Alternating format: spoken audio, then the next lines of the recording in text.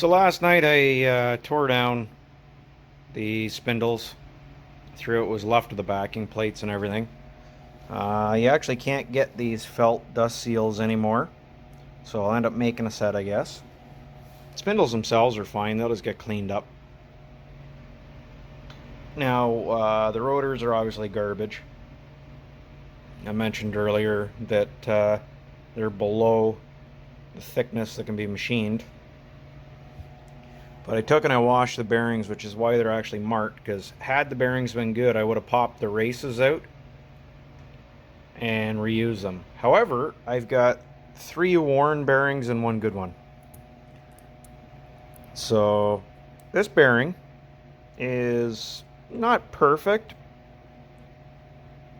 It's got a bit of scoring and stuff, right? But I mean, you could reuse it. Whereas this one, you can see the galling and stuff on it. And it's obviously been very warm.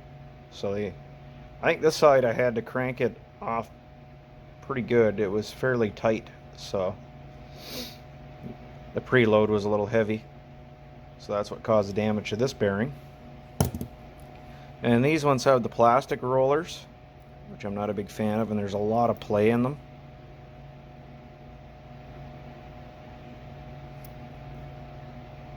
And you can see there's actually wear on the roller cages. So with that being said, I am not going to put one okay-ish bearing back in and put 3 new ones. So I'll buy 4 new bearings and races. I'm going to buy 2 new rotors. I'm going to order a set of backing plates, and we'll go ahead and clean all these up. Yeah, the ball joints are among the easier things to disassemble. So what I do is I take off the boot, and that would be the retaining ring of the boot. And then what I'll do here is we're going to move over to the press. So what I have here is a cup from my, well, it's a ball joint press kit actually. And I take it, you can see it fits over top of the ball joint, so that's going to be our support. Take it and set it down in our press, and I'll release it for a second here. Shit. It's not the best press in the world, but it was like 150 bucks. I'm going to take a socket that's big that fits over top of this, and I'm going to take a piece of steel and whatever other sort of crap I have that will fit over top. That. Make sure this is tight.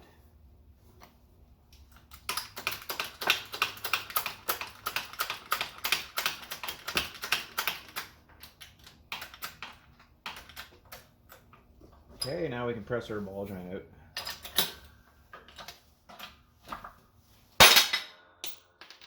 And that's our ball joint out.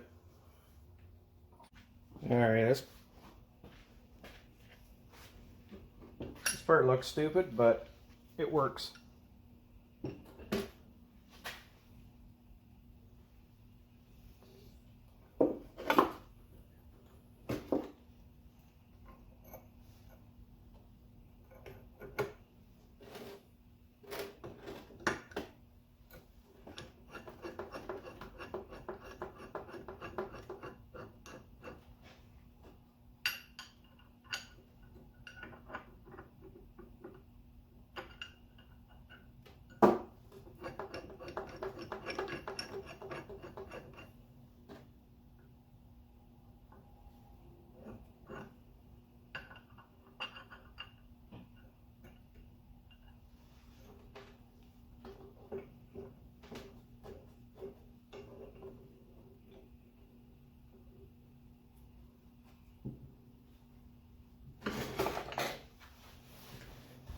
Okay, so with everything set up, basically what happens is when we draw this in, it's going to push this bushing through into this cup.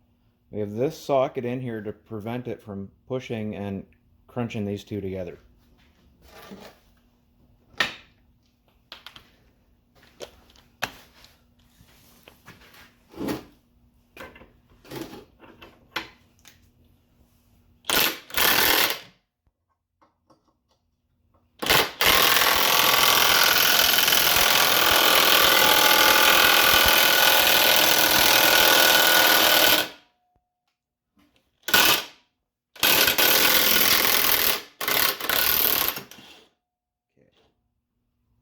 As you can see, it moved. What we're going to do now is we're going to grab the taller cup.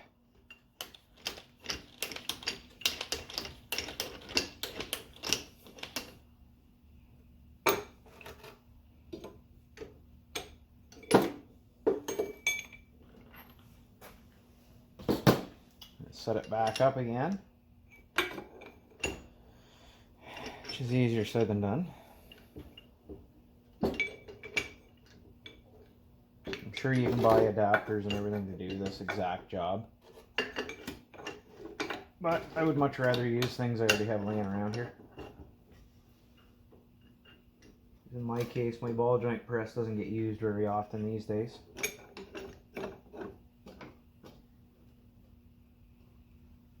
Okay.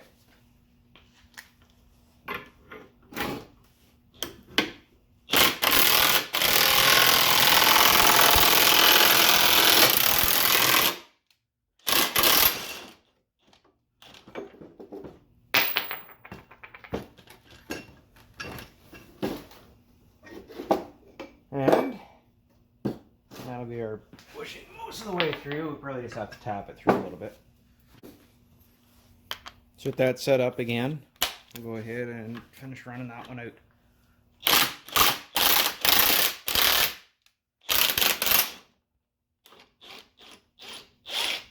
Okay, be careful so we don't drop this stuff all over the floor now.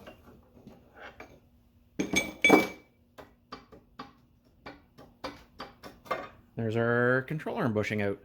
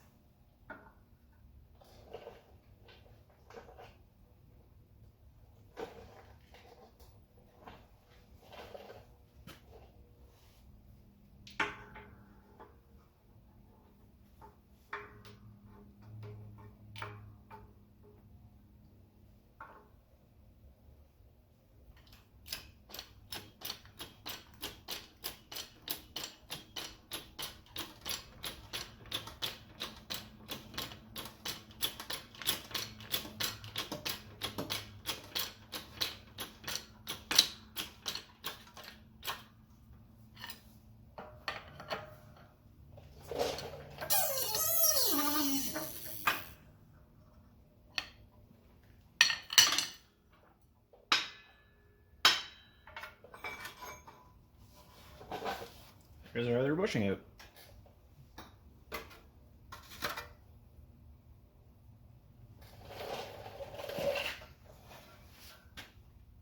So that's our bushings and ball joints out of our lower control arms. I think I'm just going to wire wheel these off and prime them and paint them. They actually are not that bad. So we'll do that, and then I can put new parts in them. Springs need cleaned. I ordered new isolators for them, and I got the lower control arms, or sorry, upper control arms to do now that I've got the lowers done. Well, it's a beautiful Sunday here in the garage. I actually have tomorrow off, so today's kind of my Saturday. I went out to the junkyard yesterday and got some stuff for a couple different vehicles. Yeah, we got family day here in Ontario tomorrow, so that gives me an extra day off this week. So I'll be out here tomorrow, obviously. We got the Daytona 500 today on the DV, of course. But anyway, let's cover some of the things that we've been doing here. So I've installed the new rear shocks with new hardware. I put the rear brake hose in. So on these trucks, they have these little retaining clips that hold the brake lines on, right? So I happen to have two of them sitting around in my toolbox from when I was an apprentice. It's a good thing I kept them, thinking I might need them one day, because I did. But I needed three, and I only had two. So I ended up, there's a company in the States that they specialize in fleet vehicles. So funny enough, they sell these still for the Grumman LLVs, so long life vehicles, the postal vehicles, which of course are based on an S10 chassis. So I ordered a box of those so that we can go ahead and put the front ones on. I've put the rear park brake cables on now. And this morning I was kind of picking away at things here, and I put the motor mounts back on. Well, the new mounts on anyway. And I took and I got all this hardware here blasted, and then I just primed and painted it so it'll hopefully hold up a while anyway. And then I've hung all the new steering linkage so far in place. And what we're going to get into today, we're at the Torches home. Now that the lowers are done, I've been kind of picking away at the uppers. So I tried pressing this one, and I'm going to end up bending the friggin' control arm. So I gave up on hopes of getting these sleeves to move. I should have known better. They weren't. So I've sucked it up and spent the $56, and I ordered the control arm pivot arms. So we'll cut those out today and then pop the bushings out. And then we can come in here and torch off our original upper ball joints. And once I get these arms gutted, what we'll do is we'll take and we'll clean up all of the control arms, the uppers, lowers. We'll clean up the spindles, and we'll get into getting off what's left of the old crap from the rear end here. So I still got to take off. I'll take the breather hose off for now, and I'll take the old brake lines off, and obviously the spring clamps have to come off because I got new ones, and we'll get out the rear bushings. We can start prepping all this stuff, and then it can get primed and painted, and then we can actually hang the rear end back in here and start assembling our front suspension again. Yeah, right, watch your ears. We're going to cut these suckers.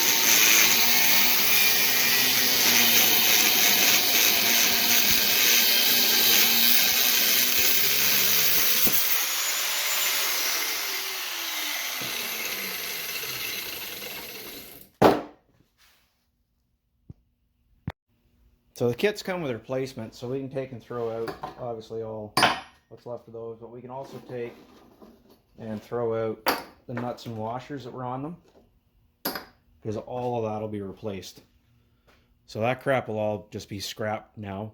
So what we'll do is I'll probably clean up the insides of them a little bit, just take a wire wheel and run around where the bushing sits.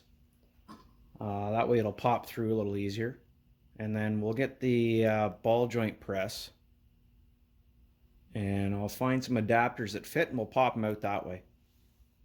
Alright, so taking the ball joints off, normally I'd use a torch to take the head of them off, but I went to do exactly that only to realize I didn't have any oxygen, so that's pretty typical around here. So I took the grinder and ground the heads off, and what you're going to see is something like that. And they're kind of hard to see, but you can kind of see the little ghost outlines of them. And what we're going to do now is we're going to take our punch and we're going to smash those through.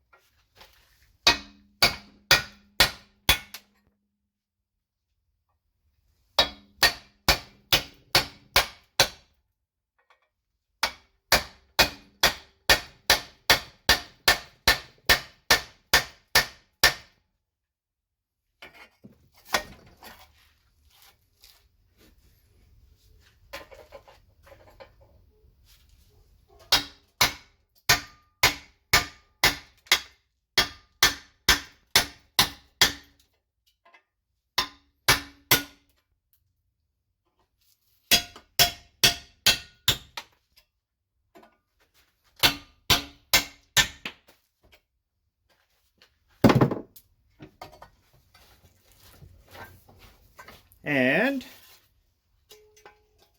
that is our ball joint now off. So with those smashed out of there, this is what they look like on the bottom, right? Those out of there.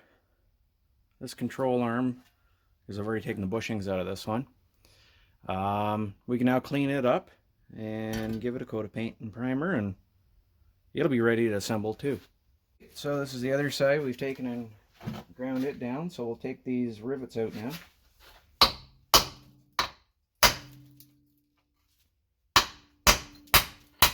There's one.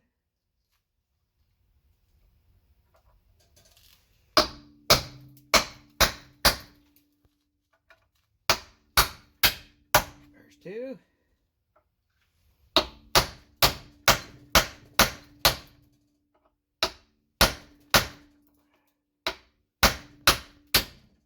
Three. And finally our last one. There's four. So that is our ball joints now. Well, all of our rivets out of it. And there you go. There's our old ball joint off. So what I quickly realized with these is you got to heat the crap out of them first. Once you do that, you're laughing.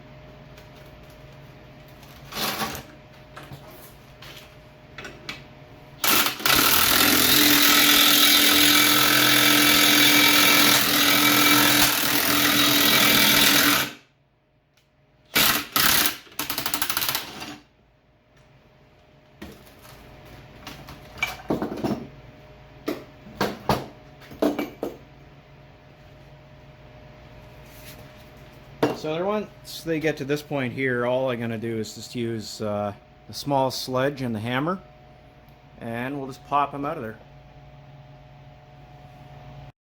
So I've been working on parts and pieces most of today here. I've gone ahead and cleaned up the U-bolts and popped them off, so I get the springs off.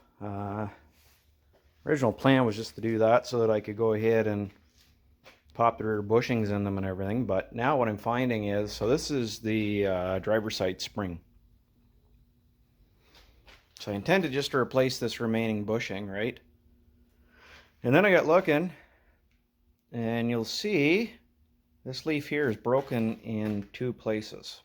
So there's actually nothing holding this leaf in here. Like I can probably just pull that right out of there. So that's a problem. So I got a decision to make. Either I remove what's left of that leaf and pull out the center bolt, and then remove the section that's left that's from the broken leaf, and then put it back together, which will likely lower the truck, but it'll also reduce its capacity then too, if I want to, haul anything in the back of it. Or we go to the junkyard, which I was planning on doing on Saturday anyway. I was going to pull a front sway bar for this truck, but we also pull a set of rear leafs. So that's what we might end up doing here. Anyway, that is what it is. In the meantime, we can at least get the rear end all cleaned up and everything. And as you can see, I've gone ahead and cleaned and painted the spindles. And I've primed lower control arms and upper control arms, so they'll be ready to paint tomorrow. So we can at least get the front suspension together on it by the weekend, hopefully.